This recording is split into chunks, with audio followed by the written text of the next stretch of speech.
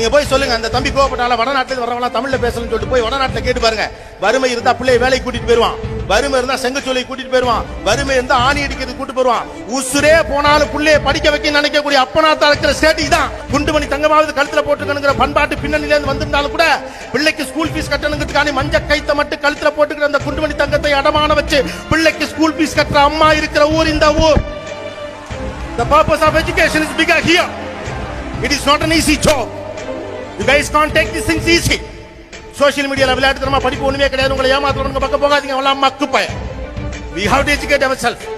அறிவு என்பதுதான் அச்சம் காக்கும் கருவி. அது மார்க்க சம்பந்தப்பட்டது மட்டுமில்ல, படிப்பு தான் இங்க சமூக நீதியை சொல்லி கொடுத்துருக்கு. இதே தெருல போங்க, யாராவது ஒருத்தன் பொண்டாட்டி ரோட்ல வச்சு அடிச்சானா விட்டுட்டு போயிருவீங்களா? ஏன் பொண்டாட்டி சொன்னாலும் தூக்கி போட்டு தான் மதிப்பா. அதை புறா பொம்பளை மேல கையை வைக்கிறேன்னு எது கொடுத்துச்சு? இந்த அறிவு சமூக நீதி கொடுத்துச்சு, கல்வி கொடுத்துச்சு, பெரியார் கொடுத்தார்.